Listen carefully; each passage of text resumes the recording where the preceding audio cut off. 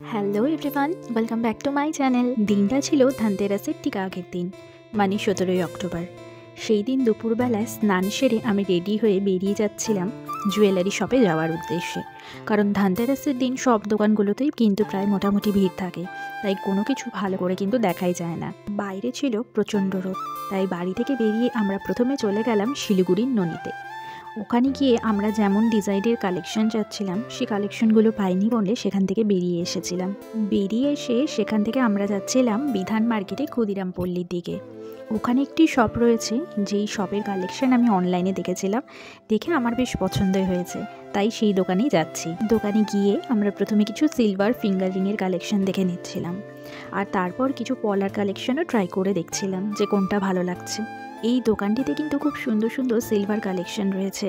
শুধুমাত্র ফিঙ্গারিং পলা নয়, শাখা পলা, চেন, ইয়াররিং, অনেক কিছুর কালেকশনই কিন্তু খুব সুন্দর রয়েছে, আর বেশ ট্রেন্ডি কালেকশনও কিন্তু ওনারা রেখেছে। এরপর পেয়েছিল প্রচণ্ড খিদে, কারণ ঘড়িতে তখন প্রায় 3:30 বেজে গেছে। তাই আমরা সেই দোকান থেকে বেরিয়ে চলে যাচ্ছিলাম শিলিগুড়ির ফেমাস 5 ফোড়ন রেস্টুরেন্টে। আর শুনলাম ওনারা নাকি এখন নতুন আউটলেটও খুলেছে, সেটা কিন্তু বেশ সুন্দর, আর বেশ অনেকটা বসার জায়গাও রয়েছে। সেখানে গিয়ে আমরা অর্ডার করেছিলাম একটা ভেজ থালি আর একটা পোলাও ও পনিরের কম্বো। খাবারটা আমার কাছে বেশ অ্যাভারেজ লেগেছে।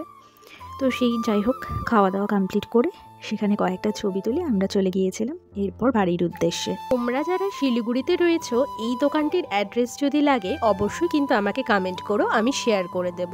এরপর নেক্সট ডে দুপুরের দিকে চলে যাই বাজির মেলাতে। সেখানে কিন্তু মোট 50টি দোকান ছিল, আর এখানে বাজির প্রচুর ভ্যারাইটি ছিল। কয়েকটি দোকান ঘুরে আমরাও অনেক রকমের চরকি, তুবড়ি, রং মশাল, ফুলঝুরি আর তারাবাতি নিয়ে আমরা বাড়ি চলে আসি। এরপর বিকেলে যাই মার্কেটে।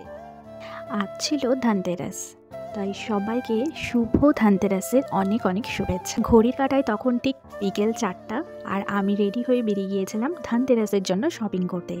তাই প্রথমেই চলে যাই মহাবিস্তানে। যারা শিলিগুড়িতে থাকো অবশ্যই কিন্তু এই নামটার সঙ্গে পরিচিত। প্রথমেই চলে যাই একটি ডেকোরেশনের দোকানে, আর সেখানে ফুলের চেনগুলো দেখে আমার বেশ ভালো লেগেছে, আর সাথে কিন্তু আরও অনেক রকম ডিজাইনের আইটেম কিন্তু সেই দোকানটিতে ছিল। তারপর সেখান থেকে আমরা চলে যাই একটি প্রদীপের দোকানে। তাই সেখান থেকে 14 প্রদীপের জন্য আমি কয়েকটা ডিজাইন করা প্রদীপ নিয়ে নিচ্ছিলাম। আর মার্কেটের অবস্থা তো দেখতেই পাচ্ছ, প্রচণ্ড ভিড়ে তেমন করে কিন্তু কিছু দেখাই যাচ্ছে না। কোনো মতন সেখান থেকে জিনিস নিয়ে তারপর আমরা চলে যাই রঙ্গোলির দোকানগুলোতে। এই রঙ্গোলির দোকানগুলোতে এত সুন্দর সুন্দর কালার তো প্রচুর রয়েছে, আর তার সঙ্গে রয়েছে বিভিন্ন ধরনের রঙ্গোলি দেওয়ার জন্য ডিজাইন। আমরা কয়েকটা ডিজাইন দেখার পর সিলেক্ট করে নিলাম, আর এখানে দাদা দেখিয়ে দিচ্ছিল যে কি করে রঙ্গোলিগুলো দিতে হবে। তারপর কিছুটা দূর যাওয়ার পর আমার আবার এই রঙ্গোলির দোকানটিতে একটি ডিজাইন পছন্দ হয়েছে, যেখানে হ্যাপি দিওয়ালি লেখা ছিল, আর এটা বেশ ভালো লাগছিল বলে আমি এটা কিনে নিয়েছিলাম।